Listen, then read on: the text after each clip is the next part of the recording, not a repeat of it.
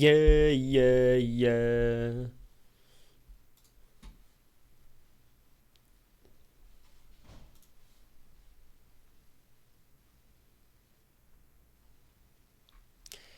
So I see people talking about this Halloween stream, and I apologize. America's sick.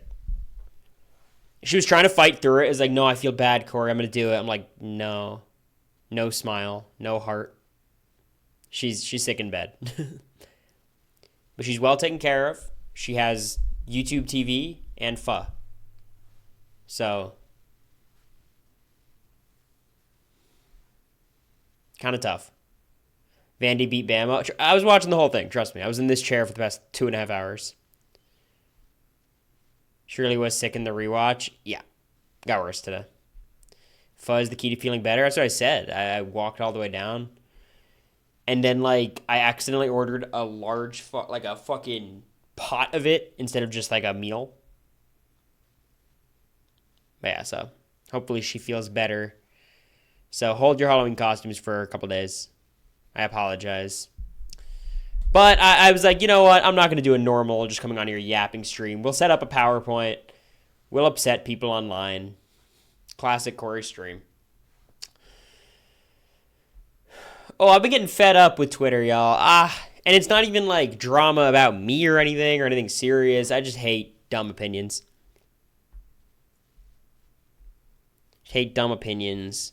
Dumb people. Talk about the Terran stuff. There's not any Terran stuff. It's just the people, like, you know who's the problem in the community? The people who consistently call out the racism and misogyny that happens in the house. Who I've never listened to once, so just project onto them the idea that they are perpetrators of racism and misogyny.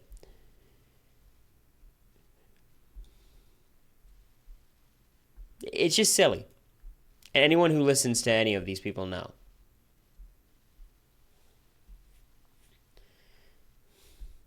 And I guess here's like, okay, here let's it's I'm gonna stop playing Pitbull for a second, because this is a somewhat nuanced topic, so let's treat it with the appropriate level of nuance. Let me lower the gain and bring the mic closer, okay? Let's get real intimate here, okay? Absolutely. Because Chelsea is a black woman, she is going to be treated with certain biases that a white male like Derek Levasseur, Will Kirby, Dan Giesling won't, right? Of course. People will try to downplay her game in a way that they won't try to downplay these, straight cis white dudes. Of course, that happens, right? So that's one thing. Let's put it to the side. That does happen. We all agree. Now, let's make sure we're not fighting ghosts when it comes to criticizing Chelsea's game. Because, and this is just me, maybe it's just my algorithm feeding this to me, I feel like Derek's win is always downplayed because of how dumb the cast is. Like, that's the main discussion point. And people are very critical of Derek. As a person, and less so as a player, but his game is very much pointed at like, oh, he would just a dog walk to the final too. Like that was the rhetoric. That is the rhetoric. Now, is it used to penalize him super hard? No. Should it be used to penalize Chelsea super hard? No. I don't think so. I might rank season 16 as one of the better casts in terms of ability. I could see both arguments, but I'm just saying like the rhetoric around the season. Like, on Twitter, people are not super fond of Derek's game or Cody's game, especially Cody's. Cody's dominant winning game is almost discounted entirely by Twitter. And I'm not saying whether that's fair or not. Like, that's a different discussion. But I feel like this happens, right?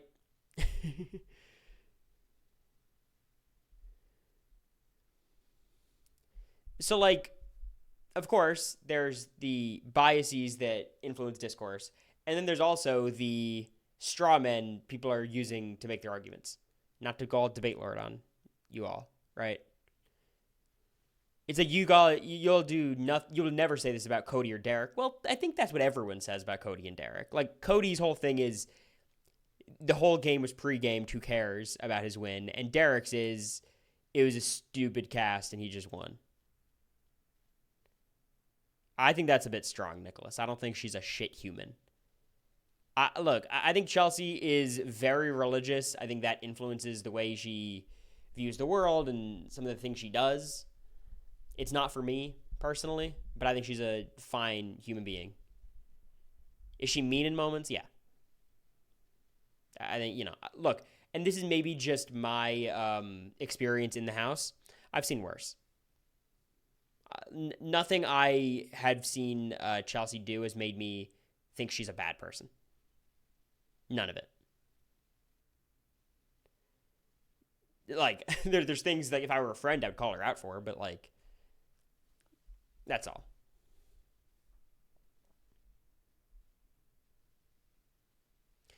And something I tweeted that I stand by is the reason why it seems like there's so much Chelsea criticism, despite her playing a very, very strong, most likely winning game, is because it's the season that's happening right now. Like, I promise, like, when Vanessa was playing her game, she was getting critiqued far more than this in these last moments, right? And like, when Cody's playing, we're all critiquing the way that he's fucking up and giving Tyler the game up until Tyler literally folds in on himself.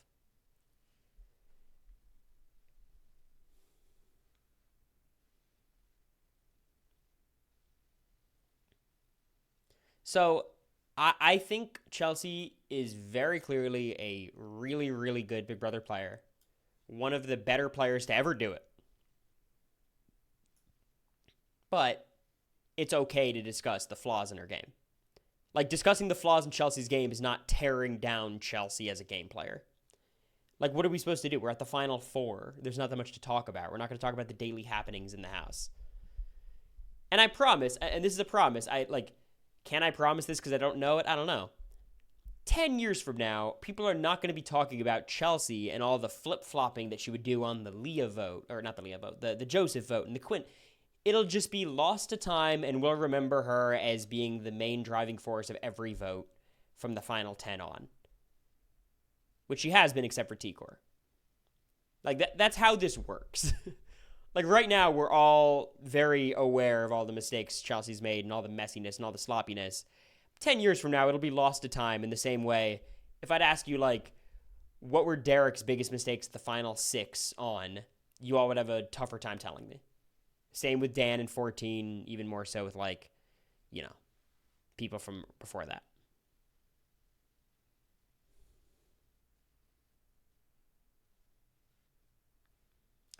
Oh, Brenna. What did you send me? The body count clip? Y'all, here's the thing. They all set each other up with that question. There was no good answer.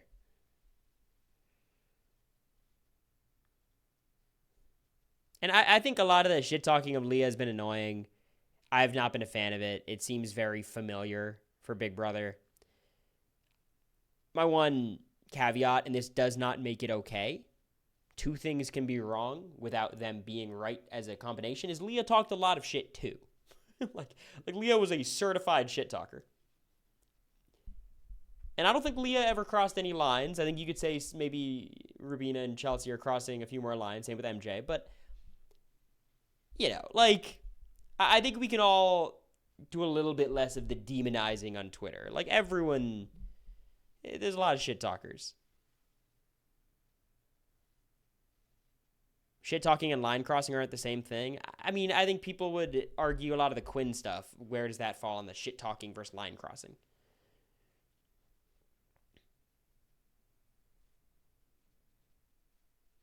And I like Leah a lot. I'm sure I'll hang out with Leah post-show. Like, I think she seems wonderful. But, like,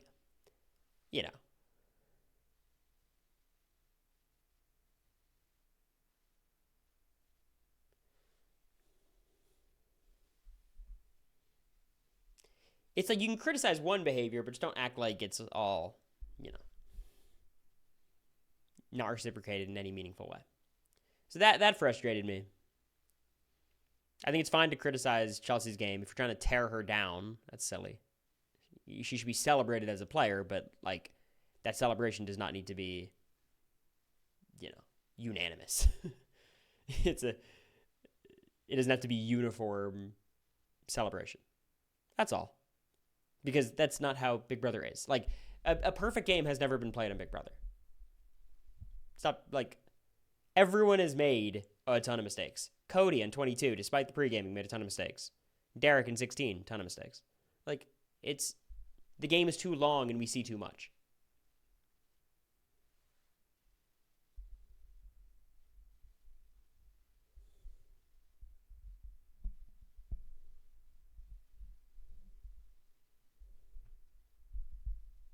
So, anyways, today we're taking on a project, okay? Oh, let me say that too, Matt. the Chelsea, Chelsea's game is strong enough where I don't think we need to rewrite history to make it stronger. Like, there's a lot to respect there already. Like, we don't need to, pretend she did other stuff to make her game even stronger. Like, her game's really strong. It's very strong. She doesn't need our help. Just rank her number 1 this season. We'll see, Lola. So, today's project, based on the entirety of this season, we will be ranking all 16 players. Not counting Ainsley, so to anyone who's going to ask. Now, this ranking, much like our weekly player ranking, is built upon a rich tapestry. It is not simply judging how they placed. If we just wanted to see how they placed, we'd go to BB Wiki. We'd open the New York Times and check the scoreboard. That's not what we're doing here. What we're doing is using the complex algorithm, using the rich tapestry to determine, based on the season that we watched. So we're not going to be projecting like crazy. Based on the season that we watched, who had the most impressive showing in the season? Who was the best player of the season?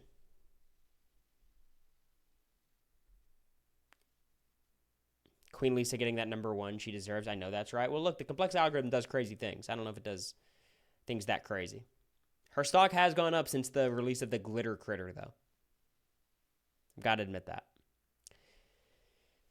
So, we're ranking all 16 players. I found the bottom 4 of this list was some of the easiest things I've ever done in my life. Bottom 5.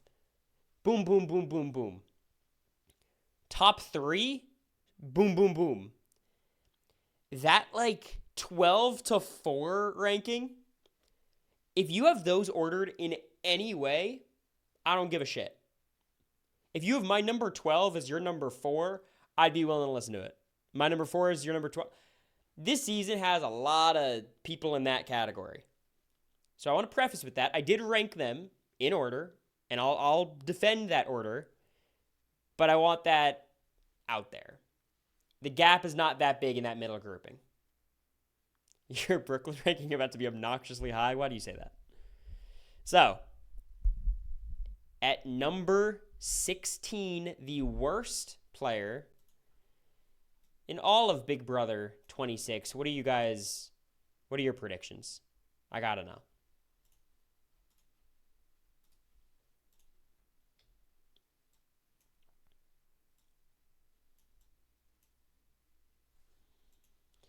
Kenny, Jag, Kenny, Tucker, Kenny, Matt, Kenny. Well, you guys are 1 for 1. It's Kenny.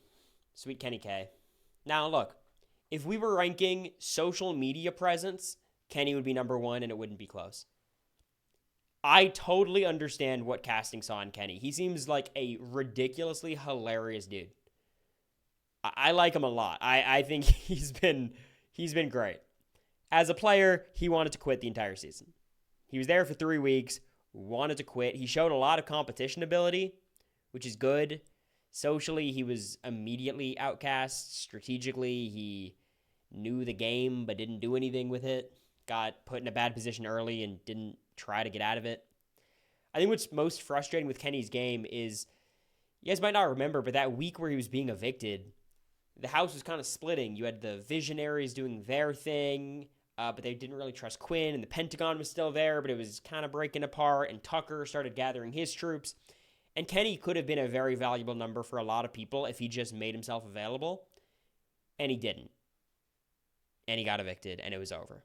Like, I don't think Kenny was drawing dead at all. But based on what we saw, he wanted to quit the entire time. He did win a veto. Good for him. Almost won a few HOHs. But quite simply, Kenny never had a chance. He quit. So, pretty straightforward, this one. No debate in my mind about who number 16 would be. So, that was an easy one. Who do you all think I have at number 15? Numero 15. Katie guesses Matt. So does Chewy. Saltran. Cabrera guesses Lisa. Okay, Lisa and Matt seem to be the main. What if I told you? You guys were right. I have Matt at 15.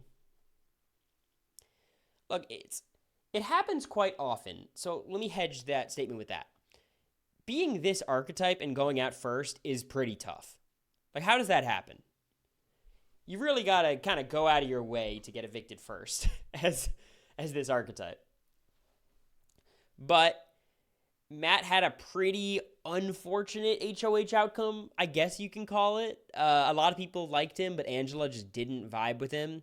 Of course, it's not like it was super unlucky. It was week 1, so everyone was on a level playing field with Angela. But his conversation with Angela, while it wasn't good, it certainly wasn't as bad as Angela made it out to be. He gets immediately ostracized by Angela, and the house almost like flips on her, but weirdly not towards him. Usually that happens on Big Brother. When someone like berates somebody else, the rest of the house clings to that other person's defense. No one cared about Matt because Matt really didn't have a sense of what was going on in the house ever. He had his barbershop alliance that was never real. He attached himself to Kenny, not the right person to attach yourself to. And he really struggled making connections outside of his little circle. He had MJ, he had Kenny, he had a little bit of Leah, but even Leah was kind of straggling. We just didn't see enough from Matt. He also was not a fan, like never seen the show before, so I wouldn't expect him to do very well going into the season. I think he was on a lot of our early boot radars, and he was even earlier than we thought. His storage room chats that lasted the whole day. I think he's a fun first boot. I think he's a fun player. In a weird way, if he gets asked back, I'd be kind of down to watch it. But based on what we saw, he just didn't have a good enough social game. His strategic game was really bad, and physically, we just didn't get to see him be the alpha jock bro that he is. What was that week 1 veto? What was it? Was it Lisa who won? It was the spelling comp. He should have been pretty good at that. I mean, that's a pretty physical comp. So, you know. I don't got too much else to say about Matt. Funny on Twitter. Or not. I think his one-sided war against BB Twitter is pretty funny. I'm here for it. I'm Team Matt in that regard, by the way. He didn't compete. Right, he was left off the block. That was also a weird situation. It's kind of unbelievable he wasn't nominated initially. Angela was extending an olive branch to him. Yeah. Being Team Matt is crazy. I pretend I didn't hear that. Hey, what are you going to do? What are you going to do?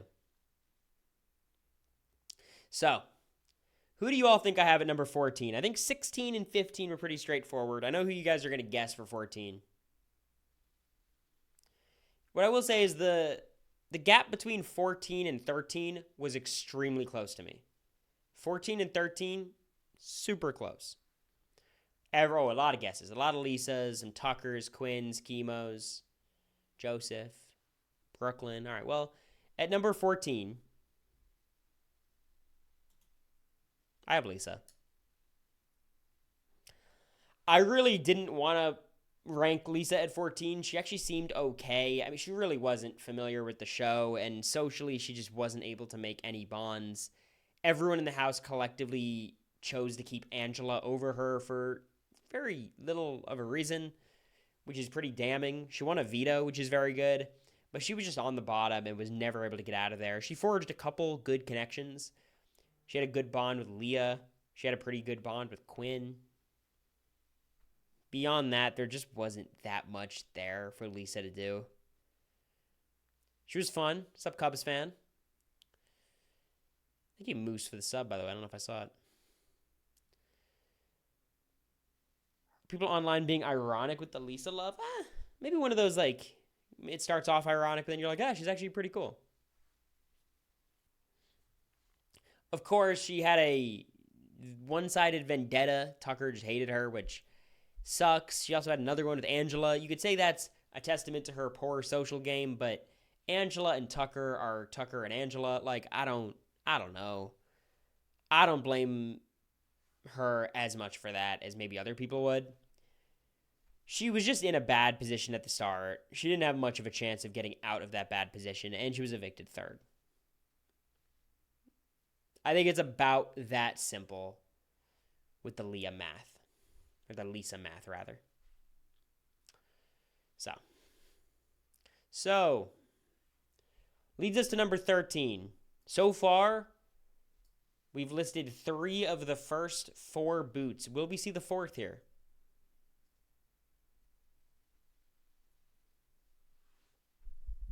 Will we keep sticking to the standings? Chemo. Someone says Angela, but should be Tucker. Angela, Tucker, Cedric, Chemo, Angela, Tucker. At number 13, I have Tucker.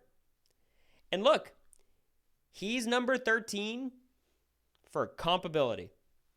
He's a comp beast. On a season with inequitable comps, he could make a really deep run. Granted, on most seasons, his biggest risk would be being backdoored early game, which was impossible this season. Saved himself at least 1 week due to the AI arena. Could have done it again. Failed to. Cubs fan. With the 10 gifters. I like how you announce yourself, Cubs fan. Say, hey, what's up? Before gifting 10. You just wanted to, like, get your footing, make sure everyone in the chat acknowledged you, give me $50. I appreciate you, Cubs fan. Been a while. Yeah, it's been a minute. Hope you're doing well. I appreciate it, though. Thanks, bud.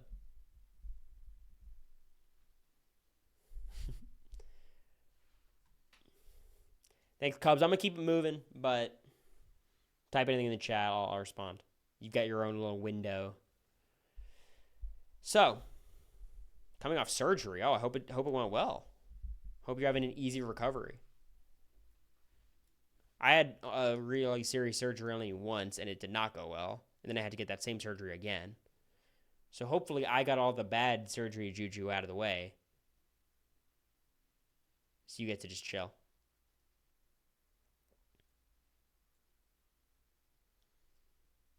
So you had surgery twice, you liar?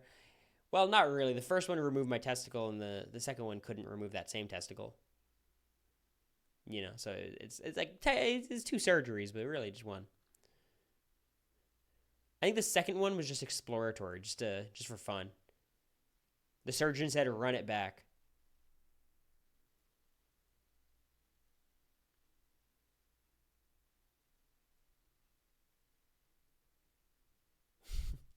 Shout out giving a Brando Meyer.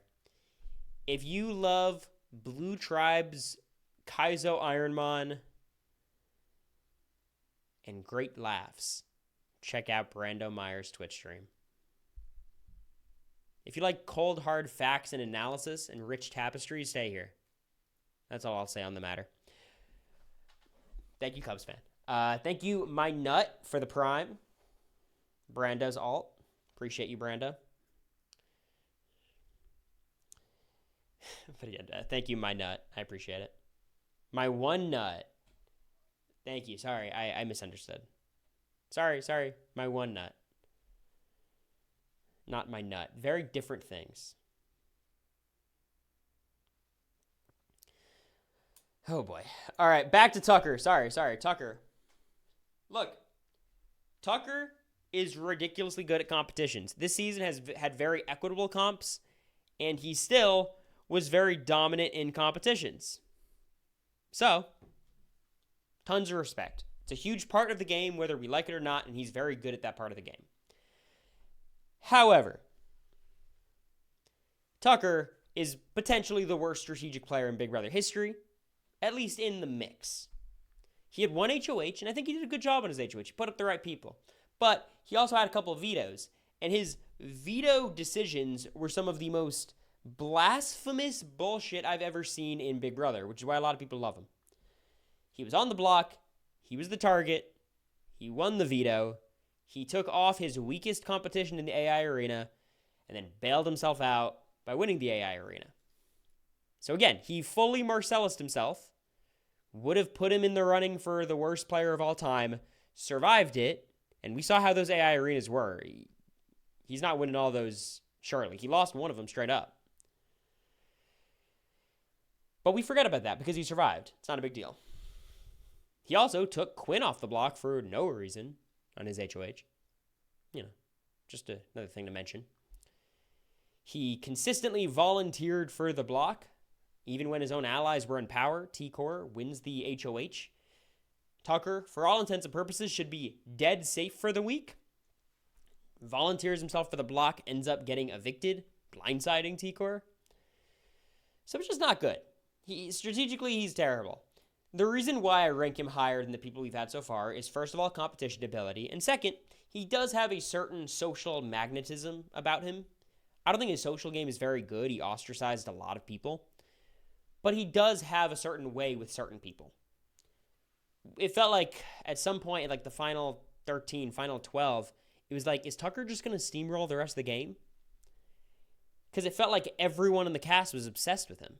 Rubina obviously was with him. Chemo had a crush on him. Leah had a crush on him. Angela was in love with him. Joseph was his boy. We did the Brant steal halfway through the season where we mapped out all the alliances and the relationships. And Tucker won like every one of those simulations. He was in the best spot. Of course, Tucker is not someone who can maintain a good position. MJ loved him too. I'm thrilled. Vanderbilt was killing it today. Finally have a dynamic offense. First time since I've been watching them. Tucker's at 13. I was debating between 13 or 14, but I landed on 13. So, this takes us to number 12. Number 12. Chewy gets his Joseph. Lila says Joseph. Floofy says Chemo. JJ says Angela. Rubina, Joseph. Looks like Joseph is everyone's desired choice. The majority of people want me to say Joseph. Well, at number 12, and you guys are not going to like this, I have Angela. And I think Angela deserves to be ranked lower. Deep down in my heart, who do I think is a better player, Lisa or Angela? Deep down, lie detector, polygraph. I think Lisa's better.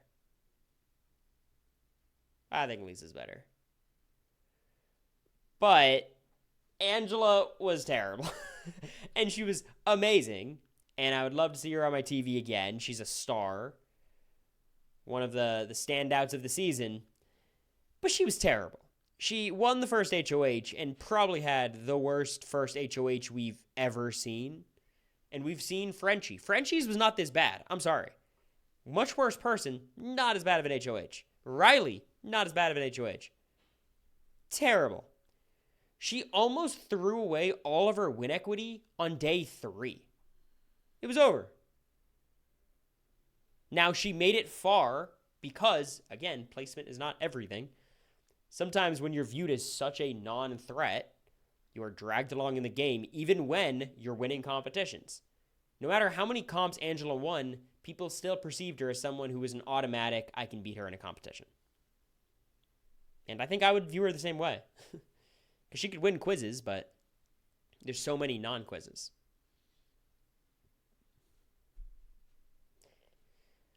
So Angela surviving the block endlessly is an argument many people use to support an Angela type player. People put Felicia in that category. Angela was surviving the block due to absolutely no work of Angela herself. Later in the season, I think she had more to do with her staying on the block. Otherwise, she was getting blindsided and oftentimes actively trying to get herself evicted. Or no, not trying to get herself evicted. Her actions had the effect of making it more likely for her to get evicted.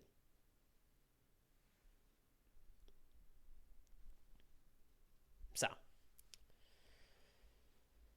she was super duper self-destructive, almost as much as Tucker. Whenever she would find herself in an okay position, she would do everything to destroy it. She had a ton of people wanting to work with her and alienated every single one of them. She tried her heart out to alienate Leah. Somehow wasn't able to, but she totally ostracized Joseph and Quinn and Chemo and most famously Tucker. Angela getting Quinn out was a pretty good move. It was unbelievably unintentional. like she tried to backtrack. She tried to backtrack because she was like, "Oh no, I didn't mean for it to come across that way." I want us to be very careful because right now we have a fresh memory of the season, and 2 years from now we won't. So let's remember it all the right way. Angela got extremely paranoid, went and talked to Chelsea by accident. Quinn gets put up as a result. And then she was apologizing to Chelsea, being like, "I didn't actually say that." Started melting down. She voted for him to stay. Ah, you're right. You're right. Name one thing Joseph did all season ever. Okay. Let's think about it this way. There's a spectrum of Big Brother. Let's say 1.0 is the perfect player. Here's 0. You can go backwards. Negative values exist. A net 0 impact is better than what Tucker and Angela and Matt and Kenny and Lisa did.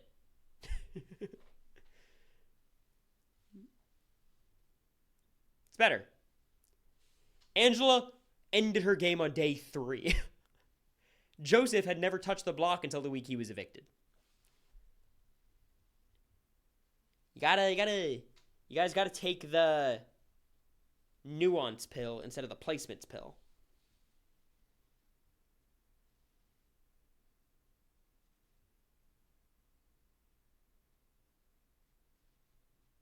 This is the good opinion. This is the right opinion, and I look forward to all of you eventually ascribing to the correct opinion. When you guys are ready, just shoot me a DM. We'll welcome you with open arms to the Right Opinions Club. So, with Angela definitively, unanimously being placed at number 12, who do you all think I have at number 11? If you put Cedric next before Joseph, I swear to God. Joseph, hopefully Joseph, Cedric, Rubina, Chemo. Cedric, Rubina. Well, at number 11, I have Joseph. Truthfully, bottom of my heart, I think Joseph is a better player than number 11. I saw a lot of my game in Joseph. Very different. I think I had a stronger game, of course. But I think he was very actively trying to play the middle, and that kept him safe until he was evicted. Even when he was evicted, it was almost a bit of a fluke. First of all, Quinn putting him up is insane. A lot of that is his fault, so whatever, but that's still weird. And then he was going to stay against Chemo until that ridiculous speech that somehow flipped people's votes. So, let's just be real. The circumstances of Joseph's eviction, we simulate the season more times, he probably gets better than 10th. I don't think he gets to the end game, but... Now, let's talk about the good with Joseph. Then we'll get to the bad, because there's obviously a lot of bad. Joseph has a sound strategic mind. He understands the game to a capacity that basically anyone this season didn't, except Chelsea. He had a much better strategic mind than Quinn. Let's just be very clear about that. He knew where he had to go. He knew who he had to work with. He knew how important Tucker was to his game. he generally had the right idea of what to do. He knew when to jump ship and go to the other side, very strategically aware. He was playing all sides. He wasn't playing all sides super well. No one really valued him, but no one thought it was worth targeting him either. Let's talk about the weaker parts of his game. I'm a person who, when I'm doing these kinds of rankings, when I'm evaluating players in general, I value the social game more than just about anything else. Big Brother is a predominantly social game, and on my season it was kind of more of a physical game, but generally speaking, Big Brother is a social game, and Joseph was one of the weakest players socially on this cast. Now, I've talked to Joseph. I think he's a great guy. I think we would have gotten along great in the house, but for whatever reason, he did not vibe with this specific set of people. He had good bonds with Cedric. He was pretty good with Cam. He had this thing with Quinn. He had this thing with Leah. Like, he had bonds, but he just rubbed a lot of people the wrong way. Brooklyn was not a fan. Chelsea was not a fan. Angelo was never really a fan of his. They were on the same page sometimes. MJ never cared about him. The social game was really bad. And it got him to a point where even if he gets to the final two, can he beat anybody? Probably could beat Angela. Maybe he could beat Leah because of all the animosity towards Leah. That might be it. So he was not in a good position jury-wise. He was never good in these one-on-one conversations. Like, a lot of times we'd watch them and be very puzzled as to why he was saying the things he was saying. He was also not super self-aware about how he was being perceived. Like, he was kind of living in his own head a little bit, which I understand. It happens. And then I think the final thing that kind of damns Joseph is he just doesn't have competition ability, and that's a huge deal. When you're this kind of player where, like, you're not super insulated by anything, you got to be able to win competitions. He was throwing most of them, but even if he was trying, I think he would have a lot of trouble, in the same way I had a lot of trouble winning competitions. So he's ranked this highly because of his strategic forethought, his strategic ability, his kind of decision-making in general. He had the right idea. He was coasting through the first half of the game, and he really should have survived until jury, and then who knows what happens. But he can't be ranked higher just because of his social shortcomings in this house. So. Also, Sydney, I want to talk about that. Like, I totally believe Joseph was throwing comps, and I spoke to Joseph about this. He knows he wouldn't have won him anyways. I threw every comp until the wall and threw nothing after the wall. I've said that many times. But I wouldn't have to throw any of the comps. Like, I tried my hardest in Cockadoodle Zoom. If I knew I was going to win, I would slow down. But, like, it's not like he would have won any of the comps he threw. Maybe he would have had a chance in one or two of them. Same with me. Like, I could have won maybe a quiz or two. Maybe escaped the nether region, but generally, he's just not a great competitor. You can't definitely demerit him for throwing comps, because that means there was 0 chance he'd win him instead of 1% chance. Okay, who do y'all have at 10th? I fear this is where we're going to have some problems. Rubina, Cedric, Quinn, Brooklyn, Rubina, Cedric, Quinn. At number 10, I have MJ.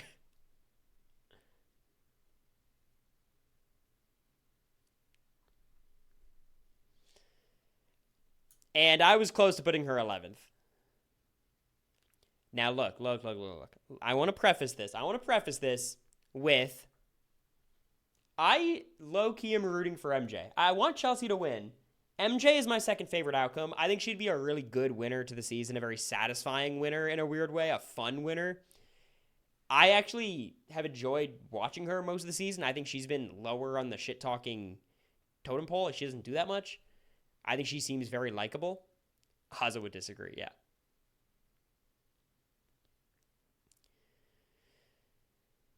So here's the deal with MJ. MJ is a comp beast. She's great. Is she the best competitor of the season? No. She's second after Tucker. In the same way Jag was second after Heisem. But she's really good at comps. Now, people often criticize Chelsea for playing against a weak cast. And I get that. I think MJ is playing against a really weak physical cast. Y'all criticize Jag for beating up 2 elderly women and a DJ. That's all Jag beat. They all beat all of MJ's competitors in comics. They all beat every one of them. Those 2 elders, 45-year-old DJ, they all beat him. Thank you, Cubs fan, again, for the 5 gifted. I appreciate it. Cam and Chelsea are both D1 athletes, and they're terrible. Okay, Chelsea's a good competitor, sorry. Cam is a terrible Big Brother competitor in terms of competitions. That is beyond a shadow of a doubt. I was late onto that train. You all were saying he was terrible for most of the season, and I was saying, no, he's going to win the physical comps. Nope, he's proven to me he's terrible. He's worse than Felicia at Big Brother competitions. And that's fine. I don't care about competition. Like, I don't, it matters for the game, but it's fine. But yeah, thank you, Cubs fan. I appreciate it. Let me thank you in a minute. I've got this great rant going. Now, America's sick, Dylan. So, MJ's comp ability is extremely impressive. It's her biggest asset. I do wonder how she would stack up against Quinn in these endgame comps. You know what I mean? Even Leo was giving her trouble in these endgame competitions. Like, a lot of times when you look at the comp record and all these back-to-back wins, at the end game, you're beating the same people over and over again. And Chemo, Rubina, and Cam are like generationally bad at competitions. Anyways. It was like my swear jar. Okay. So, let's talk about the social game. I think MJ has a very okay social game. She kind of ostracized herself a little. She didn't ostracize herself. She was on the wrong side of things at the start, which put her in a weak social position, and then fought pretty hard to get back into a good social position. I think in one-on-one conversation, she's not very good. She often, talks way too much, and I think this revealed itself when her and Leo would talk, and, both of them would just be yapping at each other uncontrollably, and usually MJ would actually be the one talking more, which is crazy because Leah's a certified yapper. But socially, I think she's okay. I don't think she's terrible socially. I don't think she's great socially. The problem is this strategy is absolutely brutal. I don't want it to get lost to history. Did you guys know? Jag, he won last season. He was the guy who won all the competitions, right? He was actually evicted pre-jury. Do you guys remember that? It was a long time ago. Do you guys remember?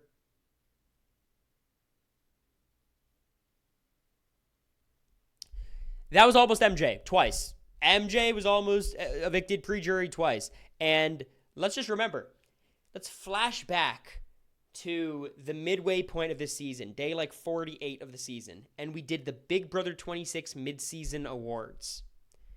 Does anybody remember the award that MJ received? Anybody remember?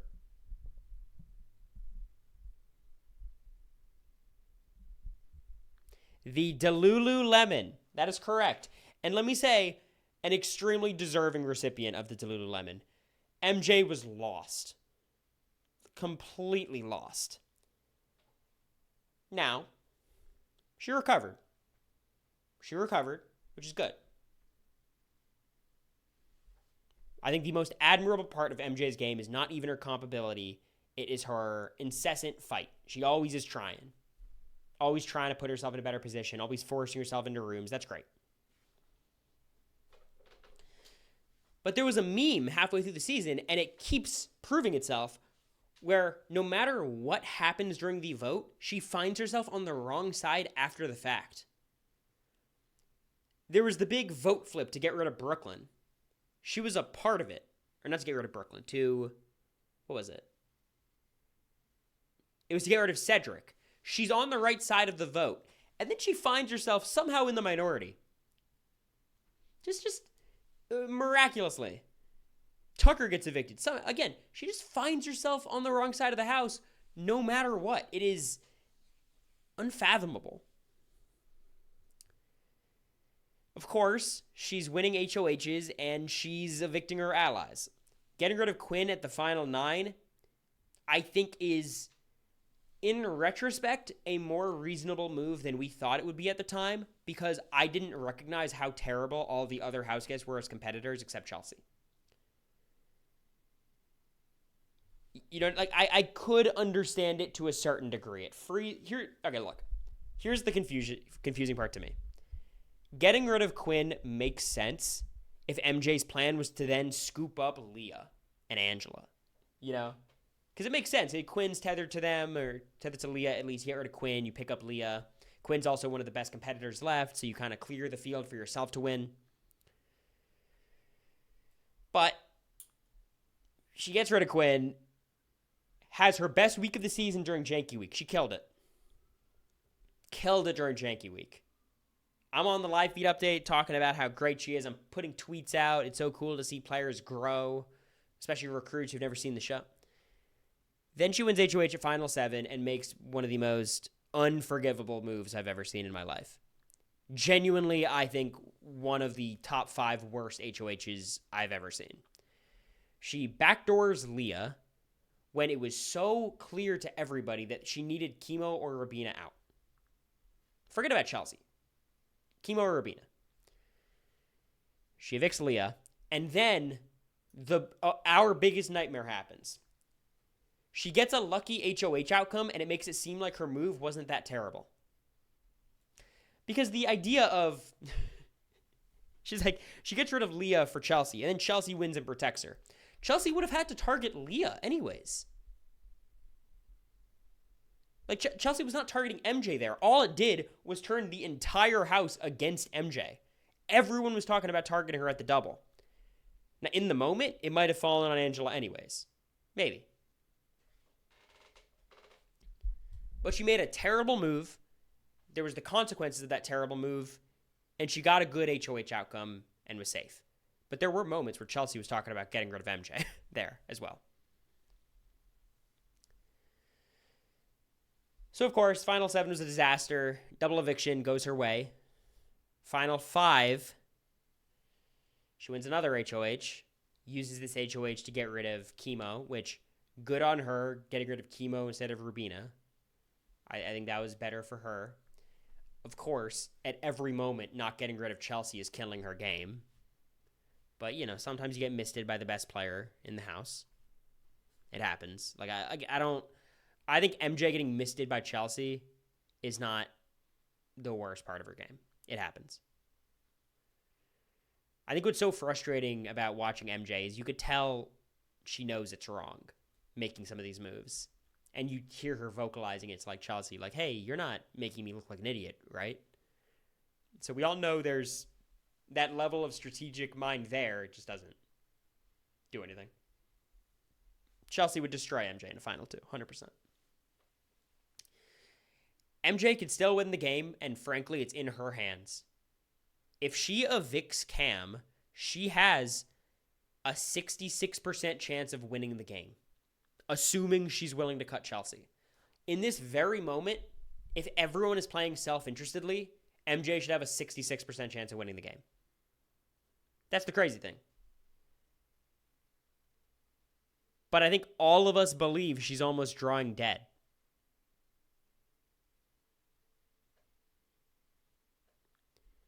Which is, again, revealing the problem with MJ. She's really good physically. Socially, she's pretty good. Strategically, she's just probably the second worst player of the season, only behind Tucker. Maybe Kenny. So, I'm praying she wins the final HOH so she can either cut Chelsea or make the game-losing decision. I think Chelsea fans should be rooting for MJ to win final HOH and take Chelsea. I think that's best for Chelsea's legacy. But I have MJ at 10th.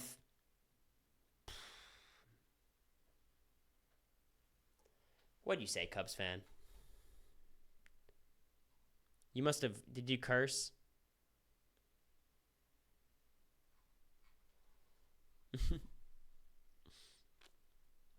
I appreciate you, Cubs. Not out loud.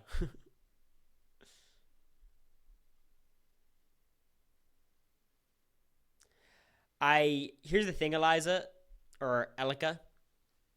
I think the way this'll pan out is if Rubina wins part one, Chelsea's gonna lose part two to MJ. But if anyone wins part one, I think Chelsea would destroy Rubina in part two. Rubina winning part one is a little bit dangerous because then Rubina and MJ are just gonna make a deal. We'll see if MJ keeps to it. Who do you think she's actually gonna cut? I mean, honestly, if first of all, do we think MJ's cutting Cam? Is that where do we stand right now? Thank you, Cubs fan. Again, I don't, but I appreciate you so much. Almost at 700 subs. What a life.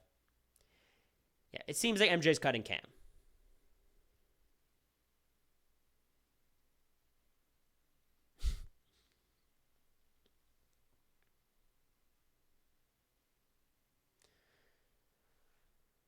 So, if she cuts Cam, like MJ's in a position where she should win the game. She should win it, and we all don't think she will, and that is a testament to her strategic aim, which is just generationally, legendarily bad.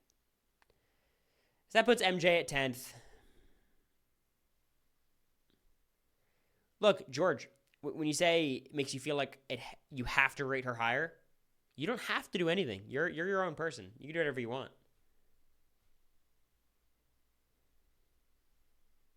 All right, who do you guys think I have at number 9?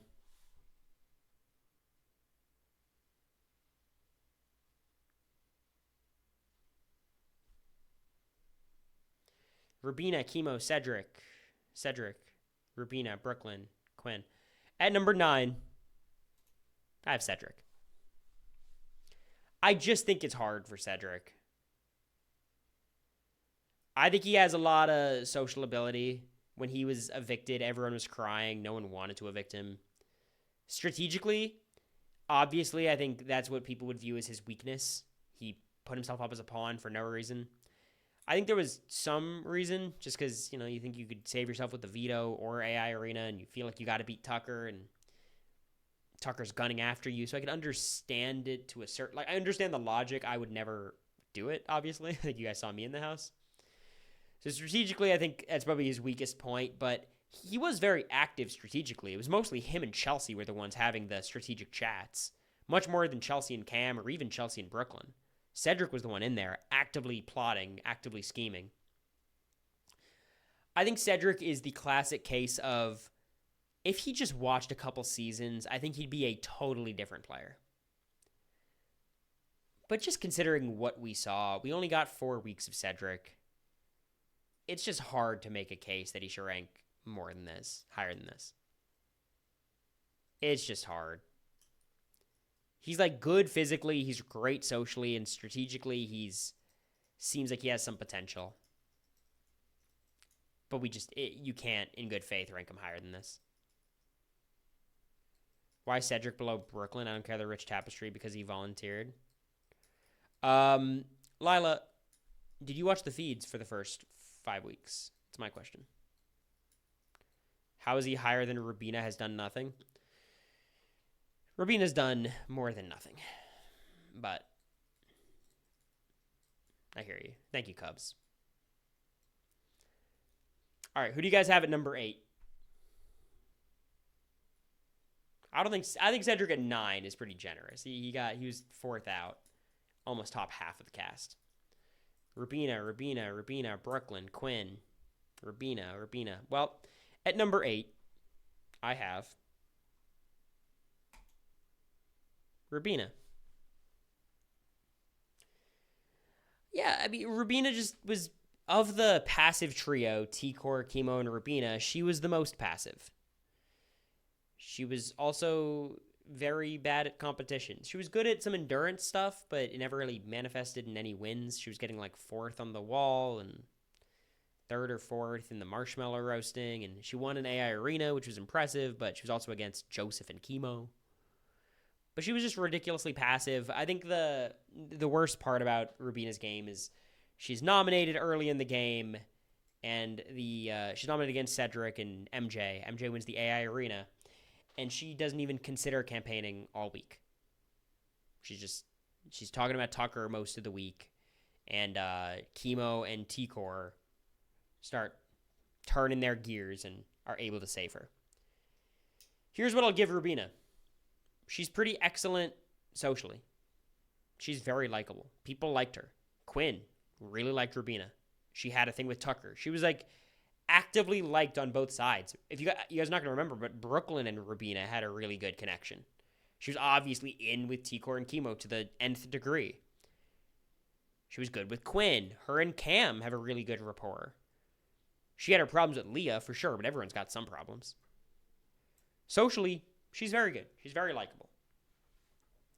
Strategically, I think she's shown flashes. She just doesn't have that dog in her to play actively enough. Like MJ, she kind of is able to recognize in moments what she's supposed to do, but then just doesn't really act on it. She recognized that she was basically just a shield for T-Core, didn't do anything about it, was saved regardless. Does she have win equity? I don't think so. I think she loses to everybody left. I think she still loses to even Cam, even though it's obviously impossible. One of them is going to be evicted. But she gets this rating because she's really good socially. She's really good socially, and she actively makes less mistakes than all the people below her.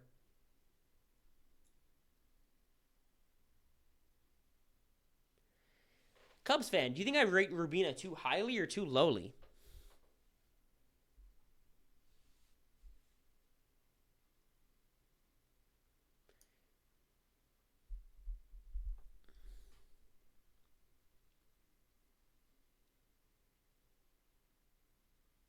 All your ratings suck. Look, I want you guys to understand, it's not my ratings. It's the panel. I had a panel of strategic experts, social strategists, former Big Brother winners, runner-ups, champions. Show your panelists, then they're anonymous for their own security. The last thing I want is you guys going on Twitter and flaming Dan Giesler.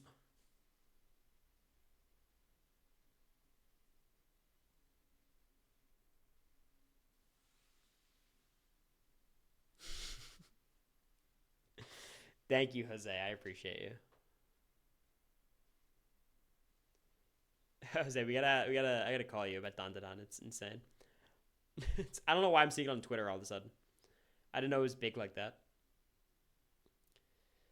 All right, anyways, let's move on to number 7. I've said enough about Rubina. Nice person. Did we watch different Brooklyn feeds? Just keep watching. Number 7, a lot of people saying Chemo.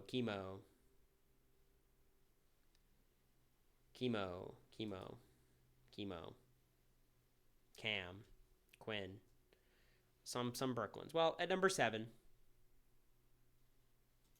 I have Quinn. I have Quinn at 7.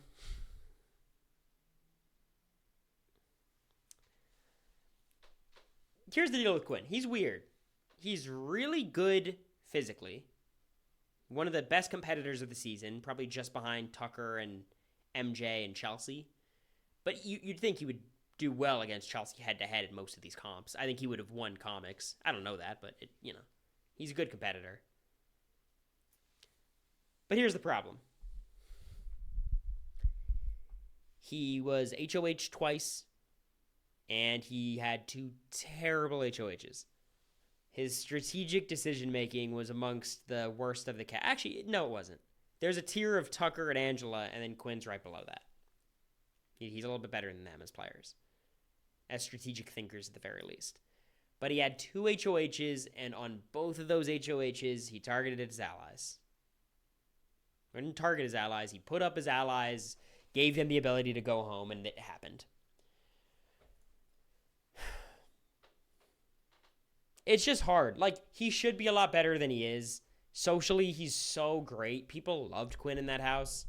Even like Angela, who's probably Quinn's biggest detractor, I think genuinely liked Quinn. They reminded me a lot of Felicia and myself, but I think Angela was higher on Quinn than Felicia was on me. We can only judge what we saw, and his strategic decision making was just next level bad. He blew up his own position at the start of the game by leaking his power, but that's understandable. He told the HOH, and the HOH happened to be Angela. I don't blame him too much for that. Putting up Cedric, I don't even blame him for that much. Like, it was a bad move. You shouldn't have done it. But Cedric was volunteering, and when you're HOH and you're Quinn trying to, like, play this middle, it's hard to find nominees, and when someone volunteers, it's very easy to just throw them up there. The second one is tough, though. You know, putting up Joseph is, like, unforgivable stuff. He told Chemo to. Yeah, but that, I mean, look, that almost ended up being a bigger deal than telling Angela, but, you know. The Joseph nom just sank his game. He was in a trio going into the final 9 with Joseph and Leah, puts up one of his trio, ends up going home, and then the rest of his trio is out by final 7. I want to rank Quinn higher. I think if we did like the strategic, social, physical rankings, he'd rank pretty highly on social and physical and strategic. He'd probably be middle of the pack, which feels like it should rank him higher. But his HOHs were just so bad. They were just so bad. Now let's take an intermission. How do you guys feel?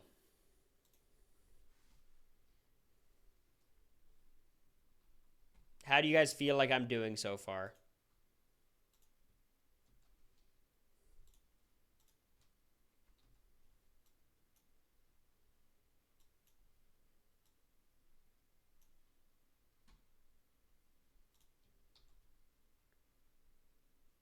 Terrible?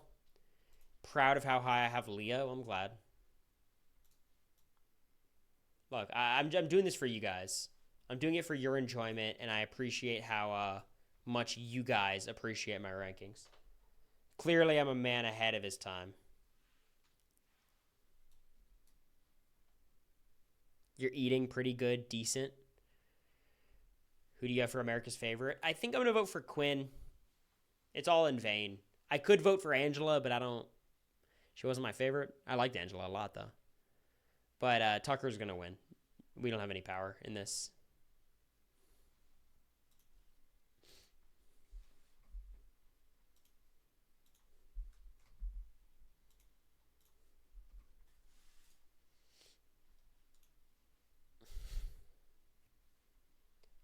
Tucker, Angela, Leah, top 3. I think Leah might be someone who has more momentum online than from a casual's perspective. I think Quinn has come off as extremely endearing in his eviction episode, in the jury house. I think Quinn could sneak into top 3. So, let's get back into it. Who do y'all think I have at number 6? I know a lot of you guys are going to be beating the Brooklyn drum right now.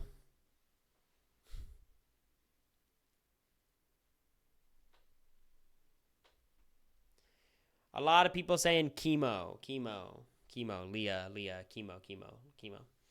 Well, at number 6, I have Leah.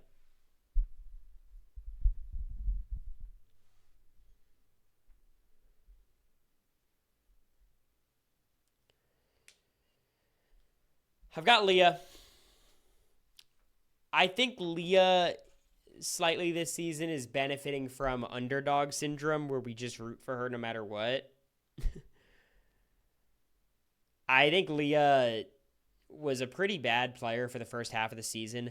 I think here's her biggest strengths. Leah's biggest strengths are she has very good survival instincts. She's very good at keeping herself safe. She's very selfish as a player, which is a great thing to have, especially on this season where a lot of people are not selfish. And she knows how to protect herself. That's huge. She had Joseph and Quinn wrapped around her finger. No matter how many times she betrayed him, she still had him on board. That's great. Now, Leah made a lot of mistakes too. Socially, People did not like her in the house. And I think a lot of it you can say is like, well, maybe there's some internalized misogyny there. Maybe there's some just actual misogyny. That's a part of it, for sure. Also, have you guys seen her have conversations in there? Like, it is sometimes hard to watch Leah on the feeds because she does just ramble endlessly in her stories. And, like, she's not good at one-on-ones. If you saw her, like, talking to MJ, trying to... She's not good at that. She won an HOH. A huge win. And she fumbled it really hard. I mean, she put up Chemo and Rubina and then put up T-Core without even the plan of getting rid of T-Core. Getting T-Core out was good as a worthwhile HOH, but obviously Chelsea was the only move that made any sense, and it was a really obvious move, at least from the outside. She just betrayed you, and you could tell Leah knew it was the right move as well, which made it frustrating. I think she gets slightly unlucky at the final 7 with MJ making a horrible move, but as much as people want to dog on MJ, as much as they want to give Chelsea credit, a lot of that is on Leah. Leah just had to be up MJ's ass a lot more that week than she actually was. I think she made an extremely valiant campaign. It was all in vain. Chelsea was never going to do it because Chelsea's smart. But I think she campaigned very hard. But I look, and I'm glad she was evicted when she was, because are we all going to pretend like we didn't see her exit interview? We all saw it. She wanted to go to the end with MJ and Chelsea. Y'all.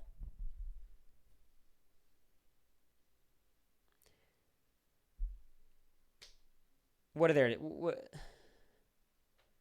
are you going to do? Leo was the same person who said, if you have to do anything too dirty to win this game, I don't want to win the game. My principles are too important for that. She was above lying and cheating. And look, she was willing to lie to people, but her philosophy was that of a recruit. She was not a schemer. She was not a plotter. It was like week 1 or 2. No, it wasn't. It was like weeks 5 or 6 or something.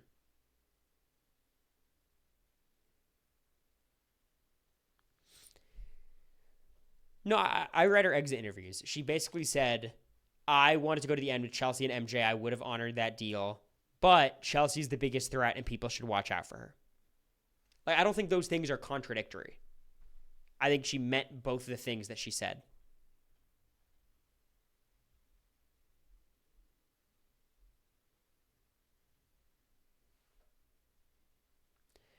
I think Leah proved herself to not be a great strategic player, but she was very self-interested. She was a decent social player. She had connections. She had comp ability. She was good at stuff. She was absolutely no pushover. I think won 3 comps, 2 vetoes and an HOH. Or I guess 1 HOH, 1 veto, and then a janky veto. But ultimately, she fumbled MJ. She was the reason Joseph went home. Look, it's more Quinn's fault than Leah's fault, but Leah knew Joseph would go on the block.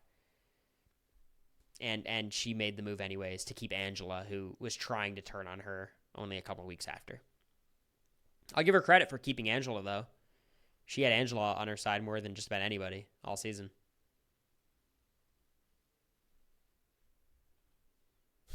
Exactly, doofus. Like, it was terrible. Quinn said if you take Angela... Like, first of all, her doing it by blindsiding Quinn is also nuts. That didn't really have any blowback because it's Quinn. Quinn loves Leah, but, you know. No, JC, I get it. Both things are true. She fumbled MJ and Chelsea. Like, give Chelsea your credit. She did that. But, you know, it's like we just gotta... All 3 things happened. MJ made a stupid move. Leah did not maintain her relationship enough, and Chelsea made a great move, you know?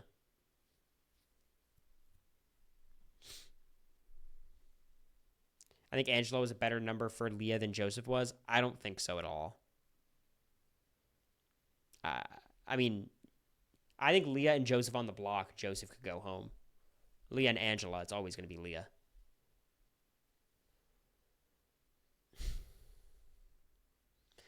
I get it, though, Sydney. I mean, she got comfortable, and she should have been comfortable. So I have Leah at number 6. That's how I feel about it. Who do y'all have at number 5?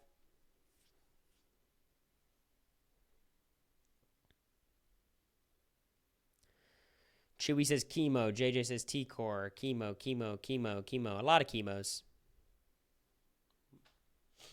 Well, at number 5, I have Brooklyn.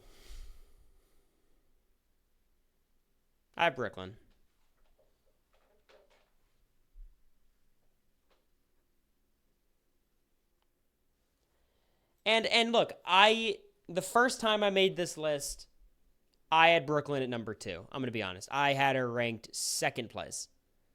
I had her just behind the winner. I did. But there's just not enough there. It's Cedric syndrome. Deep down, I believe Brooklyn's the second best player on this cast. I believe it. She was really good at one-on-one conversations. She rubbed some people the wrong way, sure. But she was in a dominant position in a power structure that flipped kind of inexplicably. She was running the game. She was top 2 of everyone's player rankings the whole time. She was number 1 for me for most of it. She's just a good, well-rounded big brother player. She had a ton of connections across the house. The circumstances of her eviction is just kind of rough. Tucker wins that HOH. It's not great. She campaigned very valiantly. She fought her ass off. And she ended up going home because people acknowledged she was an actual threat in the game. Tucker kept saying she was the mastermind, and she kind of was. Can't let her physique distract us from her awful comp performances. It wasn't that bad.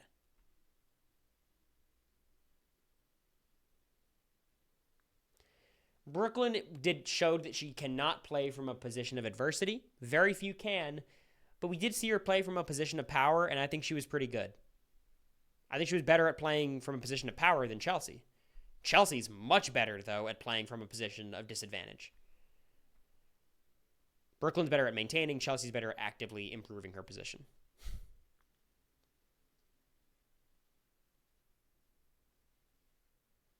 What was her best showing? It was early game. Like, there's HOH comps like quizzes and shit, and then she was okay on the wall and didn't win her AI arena? Like, what do you mean?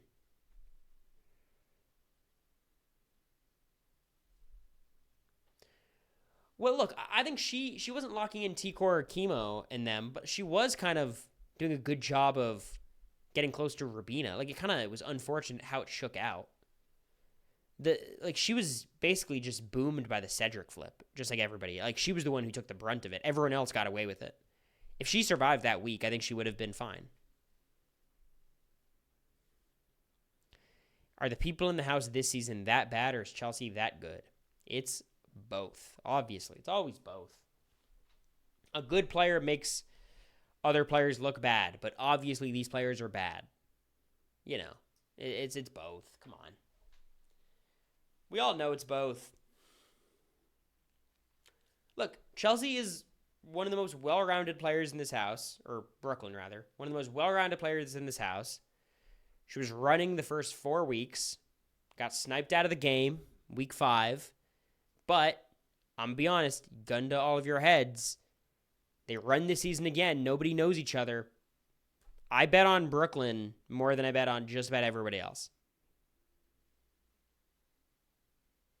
I feel strongly on that. And she's humble, Sharon. I can't believe it.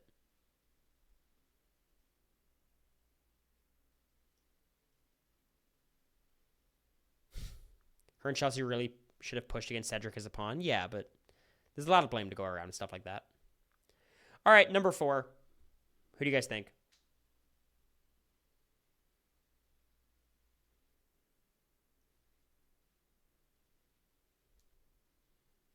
Chemo. All right, guys. It's chemo. It's chemo.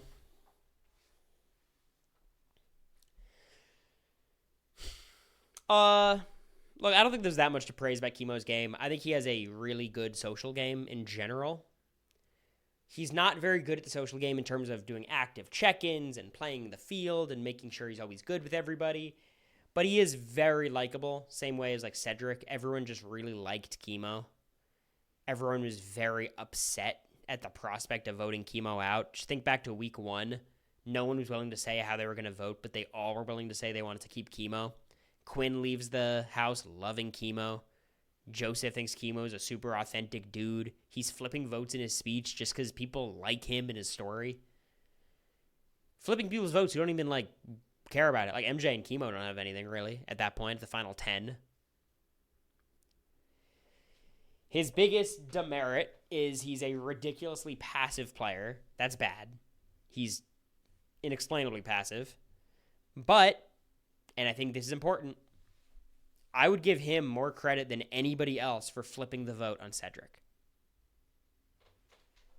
T-Core often was the one who pulled the trigger. She's the one who decided to do it, but Chemo is the one who actually had the conversations. I think of Chemo, T-Core, and Rubina, Chemo has the best strategic mind of the trio. He went into this endgame, weirdly, with a lot of win equity. If he was just a little better at competitions, he could have won this season out of nowhere. He almost stayed this week.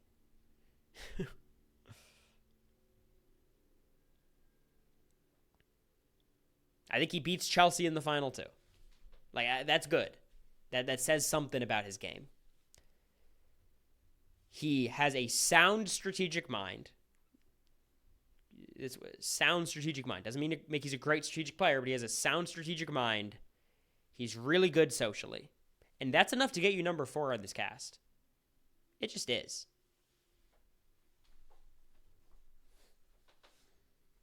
He definitely beats Chelsea. 100%. I don't think that's close. I think it's 5-2, probably.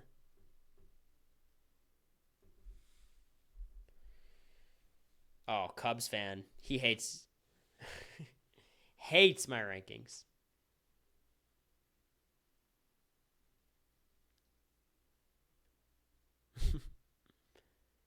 But I appreciate you, Cubs fans. 10 more till we're at 700. Oh, boy. The jury didn't seem bitter. It's not about bitter. They respected Chemo. Like, Angela would have been a Chemo vote. T-Core, Rubina. T-Core, I understand, is up in the air. I believe T-Core would have voted for Chemo. I think T-Core valued story more than game. Rubina would have voted Chemo. And I think he could have gotten Leah or Quinn or MJ or Cam if Chelsea had to cut them. You know what I mean? T-Core and Quinn vote for Chelsea. I think Quinn is most likely a Chelsea vote. But I think he has a great shot at, like, Leah. I think he would have had a good shot at Leah. I would lean Chemo. It could go either way. But thank you, Cubs fans. What did you hate about this opinion? Let me know. Leah respected Chelsea's game. I think she liked Chemo more as a person, and I, as a juror, believe that is more of what influences somebody's vote. I don't think Leah is like a game bot who wants to respect the sanctity of the game. You know what I mean? I don't mean to sound condescending. That's fine. Like, I think that's a valid way to vote, but exactly, George. All right, number 3 remaining is Cam, T-Core, and Chelsea. Who do you guys have at number 3? Cam, T-Core, Cam, T-Core. I have T-Core.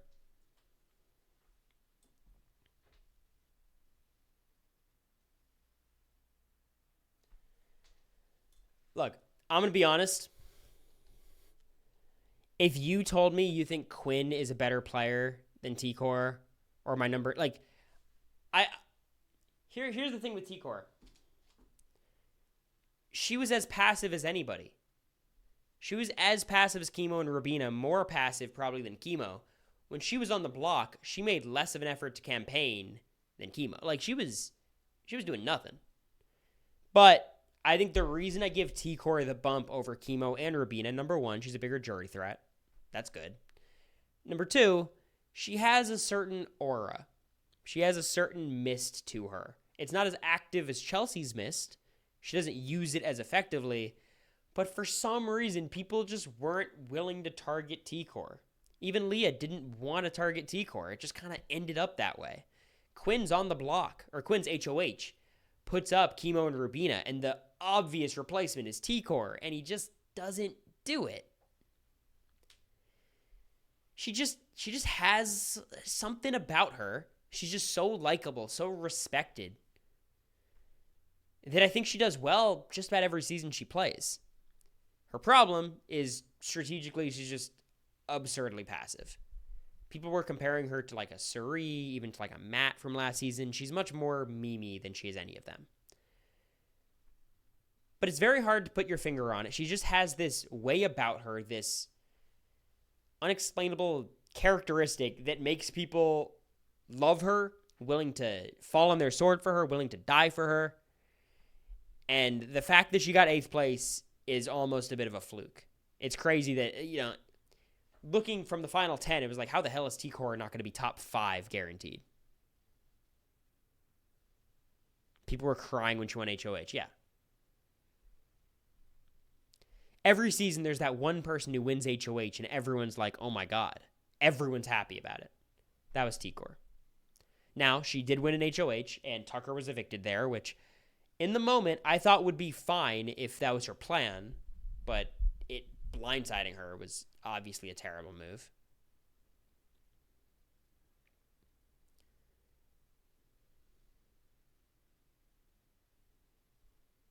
Wow. Tucker gave her 5K because he liked her so much. I'm sorry, what did I say about BB25? Yeah, Bowie. Bowie was the person who won HOH and everybody was happy.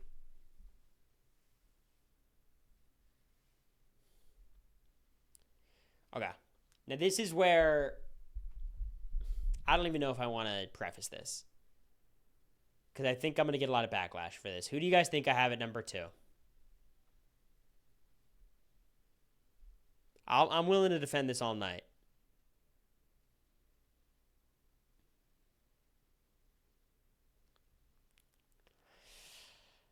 Here we go. It's Cam. It's obviously Cam. It's not close. It's not close. It's not close at all.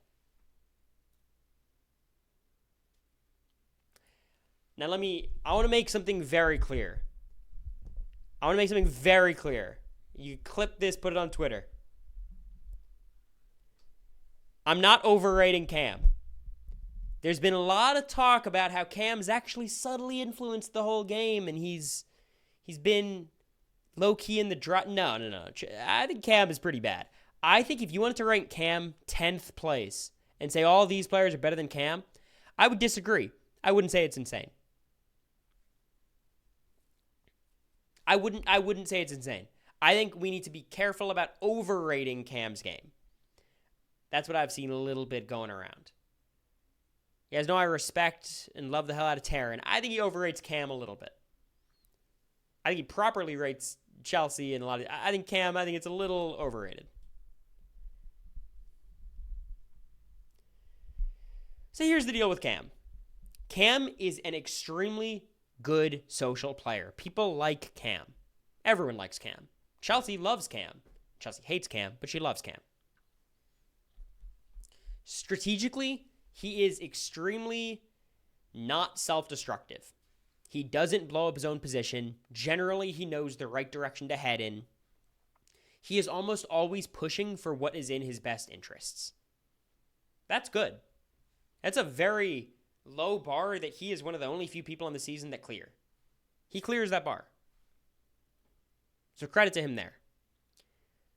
What really kills Cam, because I said it all season, because I ranked Cam highly all season. I said he's a passive strategic player who's great socially, and he's a big athletic dude, and that is enough to be one of the best players on the season. The problem is he's terrible at competitions. If Cam was as good as Matt Klotz at competitions, and Matt was not good. Matt was good at ball pits, that was it. But if Cam put up Matt times in like BB Comics, and these different timed competitions, it would elevate him like exponentially. He's terrible at competitions. And that sinks this archetype of player. He's now being taken to the end, even though he's going to get, like, he's getting this far because he's being dragged along. And that does not fly as well. Now, I disagree with you there, Lila. I don't think Cam has negative influence on the game. I think Cam is actually very good in a one-on-one setting at convincing people to do what he wants. I think that's one of his greatest strengths. Obviously, Chelsea should get most of the credit for the Leah move. Cam should get some too. Cam is the one who pushed that move over the line. It doesn't happen without Cam. I truly don't believe it. But the idea doesn't even enter MJ's head if not for Chelsea. Like, Cam would never, by his own volition, make it happen. And look, there is something to be said about Cam kind of snowing Chelsea, where Chelsea keeps trying to protect Cam for... I mean, it makes sense for Chelsea, assuming Cam's going to take her to the end, but...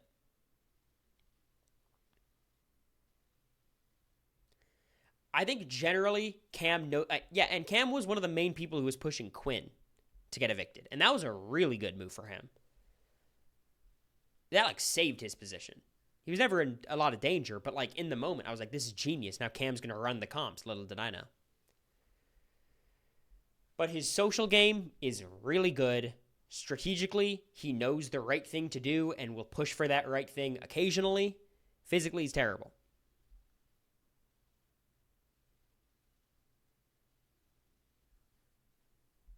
So, it should be noted, he was on the block next to Brooklyn and Chelsea.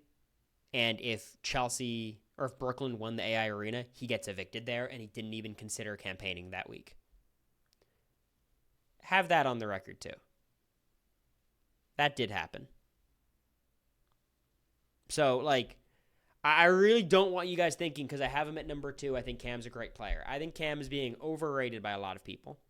But I think by virtue of being a good social player who has the right strategic idea, I think he's the second best player on this cast. Him or Brooklyn, if you gun to my head. But at number 1, it's Chelsea. Chelsea has so many flaws, and everyone else in the cast has double or triple that amount. She actively tries to better her position every week strategically. She has been, I think, the best case study of a lesson that I think every future Big Brother player needs to learn. When you're in the best position in the house, you win HOH to better that position. Because I saw a lot of people clowning on Chelsea for winning these HOHs. Oh, she could have just put her hands up. Let somebody else win. Keep her hands clean. No.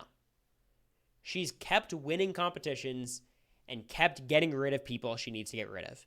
Getting rid of Angela at the final 6, I think, was a stroke of genius. I think it was the perfect target for her. She got rid of Angela. Perfect. I give her immense credit for the Tucker vote. I think getting rid of Tucker is her best move of the season. I think a lot of people would say it's Leah. I think getting rid of Tucker allowed her to basically gain the trio and establish her dominant position for the rest of the game. With Tucker there, she had no footing. All of these people who became like her minions would be Tucker minions instead. I think her Quinn move was good. Granted, she was campaigning to keep Quinn. Don't rewrite that history. She wavers a lot. But she landed, it was her HOH. Quinn was on the block. She put him up, and he ultimately got voted out. So she gets credit for that, but the execution of it was insane. The biggest slip up, I think, of Chelsea the whole season is the Joseph vote. I don't know what the fuck happened there. That's one where I truly believe she just got away with it. She got away with playing really sloppily. Because that was huge for her game. Losing Chemo there instead of Joseph would have been a fucking disaster. Like, the game is totally different, and I don't know if she wins. But she got away with it. And she voted the right way. She got away with it. Blindsiding Cam with the vote was also insane. Like every part about that move was terrible, but she made it. She got away with it, and it was huge for her game. Weakening Quinn and Leah, strengthening the trio, which strengthens her. Keeping a target in for everyone to get rid of. It was the right move, 100%. But I think she made a mistake. But I also think she wanted to evict Joseph and she didn't want Quinn to know. Yeah, but she didn't act on it. Didn't she say she did it in the last minute? As far as I understand, she thought the votes were going that way anyways and just wanted to jump on board, right? Like there wasn't like a lot of premeditated conversation to keep Joseph in that last minute scramble. Or to get rid of Joseph in that last minute scramble.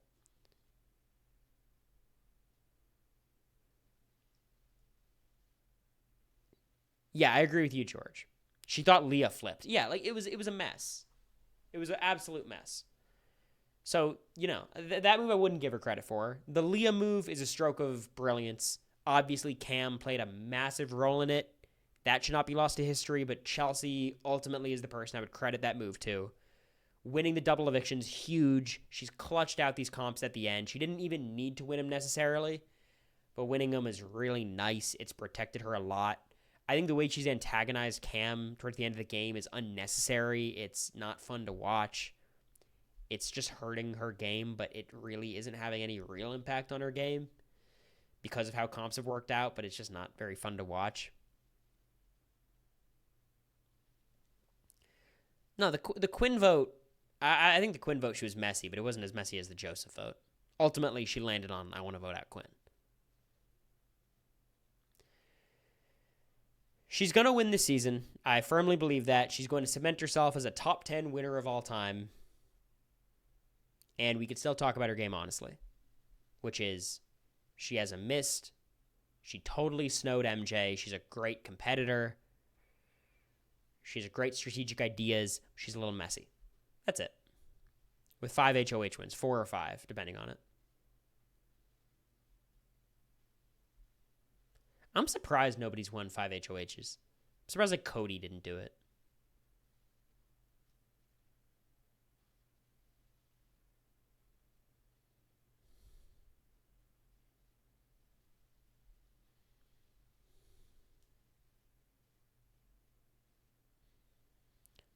Driving MJ and Cam away from each other was very important. Yeah, that was great of her. I think the way she did it sucked. I think the way she talks to Cam about it sucks. It felt like Jag won 5. Nah, Jag was the veto king. I thought Cody. I mean, Frankie's weird. He was like battle of the block shit. I don't count that.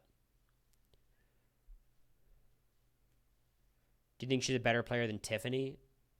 I don't. I would say Tiffany's better than Chelsea. I think they're in the same tier of player, but I think Tiffany's better.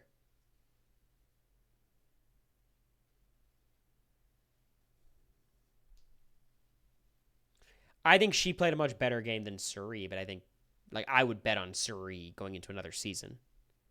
But I think objectively, you have to say Chelsea has a better resume. I just think it's hard to evaluate Tiffany's game because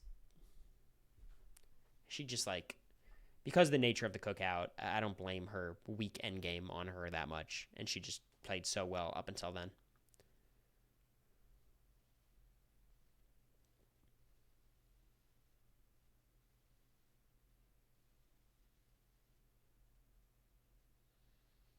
So that will do it. How do you guys think I did? Give me the honest review.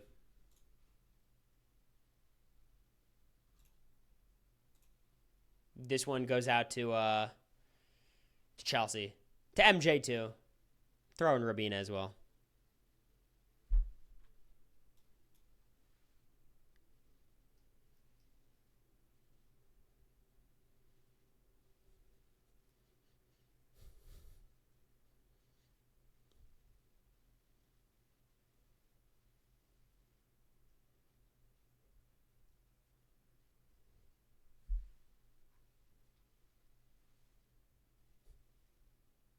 Too low on Brooklyn. First version had her second.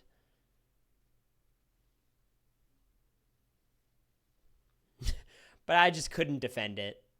I wanted to defend it. I couldn't defend it.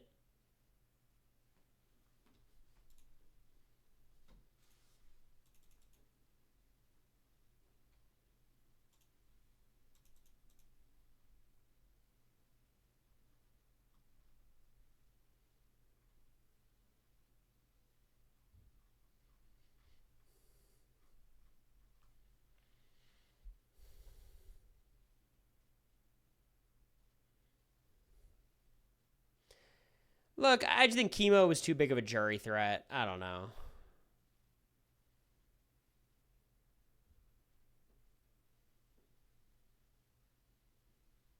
He was too big of a jury threat.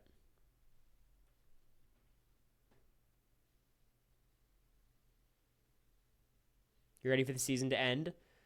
I feel like it's already ended. I think no one cares at this point. Like, people care, but, like, I don't know.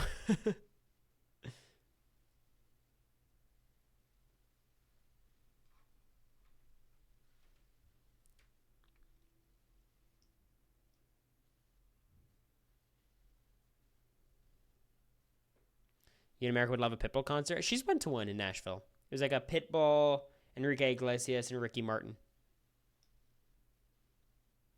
If MJ cuts Rubina this week, it's over. Chelsea wins. Yes. If that happens, it's actually over. But again, MJ, it's all in her hands.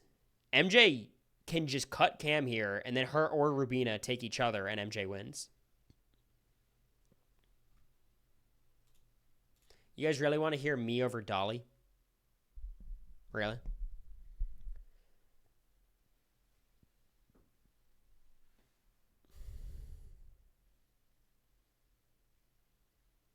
Social meeting games from this is very cringy. What are you saying? It wasn't that shocking to me, Jack. It was funny. Like, we went into this eviction truly not knowing who was going to get evicted. And did anybody care? Like, it's the final 5. And it was, like, we didn't know who's going to get evicted. And I just didn't care. And I wasn't excited to find out. We were all excited for the jury segment. Like, Chemo versus Rubina staying. I'm honestly glad Rubina stayed just so people wouldn't rag on Chelsea more. And look, the other part of it is, like, I was rooting for Cam to pull off his move. I think it's probably the wrong move, right? I think Cam needs Rubina in the house. Now it's too late, but I think for Cam getting rid of Rubina probably ends his game, right? Chemo would be evicted here. Probably. Yeah, but it's all about winning. Does he make his chances of winning 0% by evicting Chemo? Or by evicting Rubina? Because he loses to Chemo, MJ, and Chelsea, where he still could beat Rubina. Yeah, but hey, Bub, I think that's results-oriented thinking. Like, if his goal was to get 3rd place, it makes sense to get rid of Rubina. If his goal is to win, you got to get rid of Chemo there, I think. Don't worry about winning. Worry about making it to the next round. You can't have that philosophy at the final 5, Mountain Doofus. That's what Bowie Jane's philosophy. That's literally, like, I've talked to her recently. That's what she says. At the final 6, she gets rid of America because it gives her a much better shot of getting top 3. He should be playing for 2nd at this point. He would beat Rubina in the final 2. What do you mean? What are you talking about?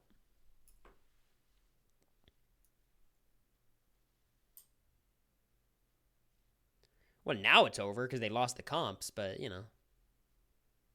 You got to keep hope alive. Like, if Bowie got rid of Jagger Matt, there's a great chance she gets evicted in 5th place. A great chance. But she also has a chance of winning. You know, and I think all of us recognize her targeting America was dumb, even though it basically locked her into the final 3. Should have locked her into the final 2.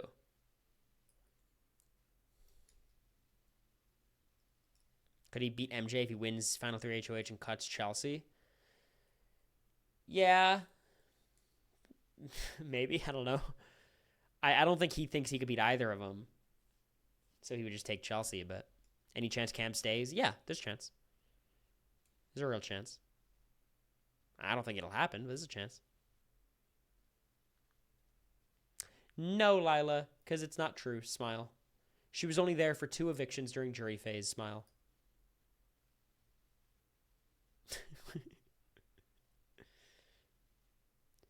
She got 7th place. How could she have controlled the entire poster? Smile.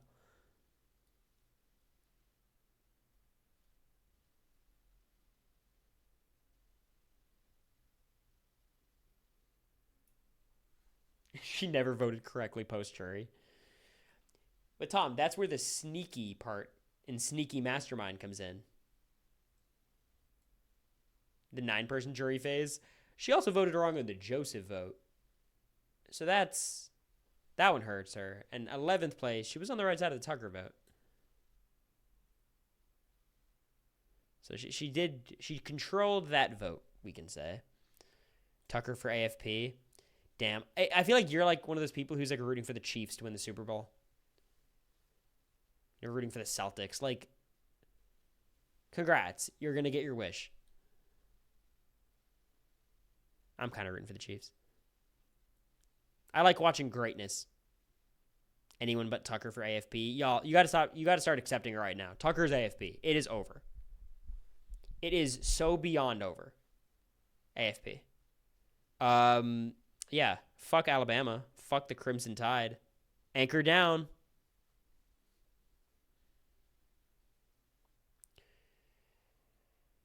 Bronny Rookie of the Year. Oh, yeah. He's going to destroy his 2 minutes in garbage time every 4 games. Do you think MJ would cut Chelsea? No, I don't.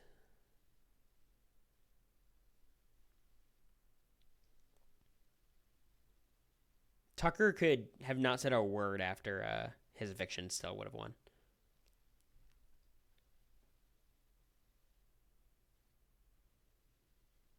Leah's winning AFP. I don't think Leah's going to be top 3. I think it's going to be Quinn, Angela, Tucker. I could see it, honestly, low-key, I could see it being like Tucker, Angela, Chelsea. I think it's a possibility. Just because she's the mastermind. It's getting all the mastermind screen time at this point. I just want you guys to keep in mind how unimportant and uninfluential the superfan Twitter vote is. It means nothing.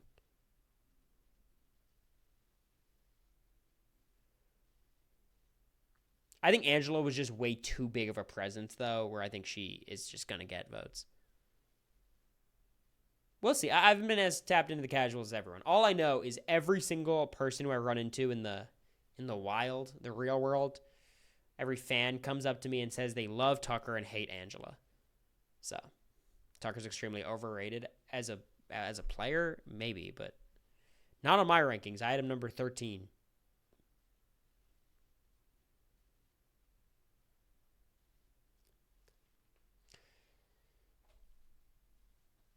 He got the golden boy edit, yeah.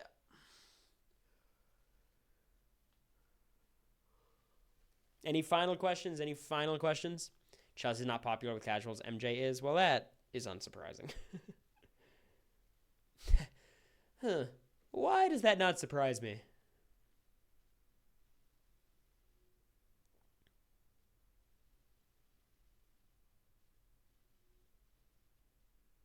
Can you name the 2 pre-jurors to be top 3 in AFP? Jason Roy is one of them. And then is it like Davon? No, Davon made jury the other 2 times. I'm not looking at chat. Jason Roy is one of them. And then is it like... I feel like it's a returning player season. Did Janelle like sneak into it? Did Janelle sneak into it in BB22 maybe? Howard in 15? Makes sense. Good on the public voting Howard. God damn. Howie. So it's Howie and Jason. We didn't get top 3 in 22. Who won AFP in 22? Is it Davon?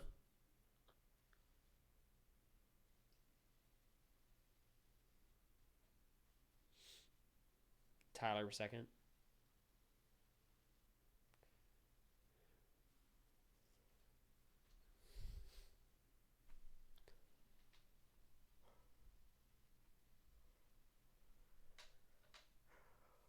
You think we're hosting the roundtable? Oh, I'd be such a bad roundtable host. Holy shit. I would be horrendous. I would be so non. I'd be so, like, partisan, so biased.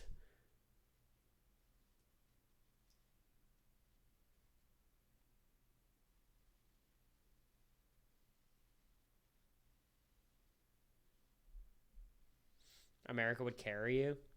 No, I think America's more opinionated than me. Oh, we've been having so much fun with it, Jerry. America's like on the edge of her seat, wants to watch the next week already. You start talking about Brooklyn, yeah. I'm telling you, just bring in Tucker to host the roundtable. Fuck it. Just put Angela in the moderating chair.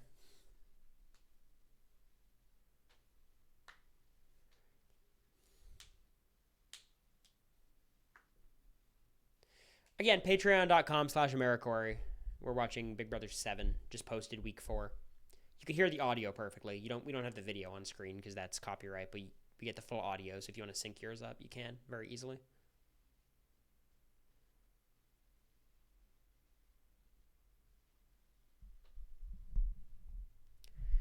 Okay.